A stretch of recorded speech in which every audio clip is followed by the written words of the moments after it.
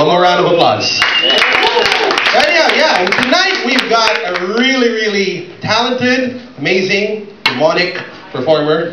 This person has been called the Antichrist to some people, at the same time a genius by others. I have a very fond memory of him because as I was coming up as a paranormal investigator, he was coming up as a mentalist. And I'm proud to say that I never became #1 in the country, but this guy did. Okay? He took the floor by storm. He had his show, Mind Master, on GMA 7. It's my honor, my privilege right now to bring up to this stage for us a Mysterium exclusive, none other than the Mind Master, Nomer. Come on up here, buddy. Thank you, brother. Alright, this isn't going to be stand-up comedy. Actually, for tonight, Dear Nomer is going to do what he does best, and that is boggle and fuck the hell out of your minds. So let's give him a round of applause once more. Alright, so I'm going to give the floor to Nomer unless you need me here to be your guinea pig assistant. Alright, the floor is yours, buddy.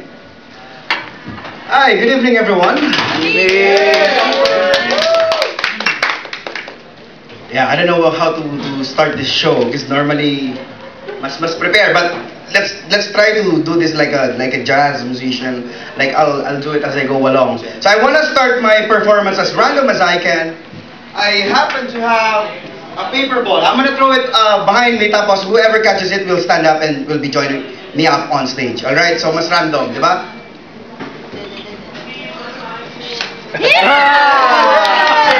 Who was it? Stand up.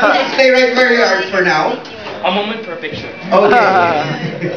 Alright, if, say, di ba, mind reader, sabi sa akin mind reader nga, if I want to know something about you, let's say if we're in a normal situation and I happen to be not a mind reader or a mentalist, and I want to get to know about you, I'll probably ask you what's your favorite color or what's your favorite band or music, no? But since I'm a mentalist, I'll ask you the first flower that pops into mind. Not rose, because that's obvious. The first flower that pops into mind, say it. Holly. Sorry? Holly. Believe it or not, now I know how you think. Join me up on stage. Yeah.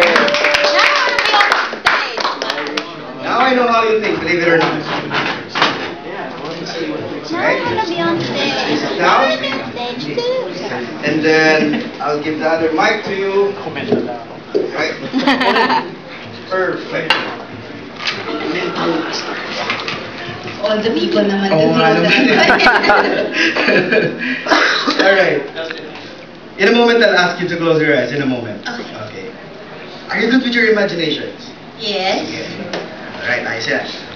In a moment, I'll ask you to close your eyes. I just need you to relax and listen to my voice and ignore the noise. And you may close your eyes now. Close your eyes. I'm gonna write something for you.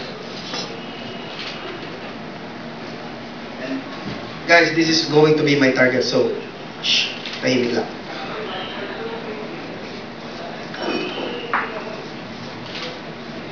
Alright. Normally, di ba, hindi pinapakita yung prediction, baka, you know, I have some sort of sneaking in yung tamang choices niya, but I'm gonna show it to you guys, just to be fair.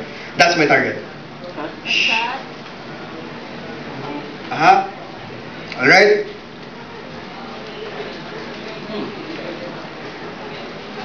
Okay. I need you to imagine, in front of you are 3 coins. 3 imaginary coins.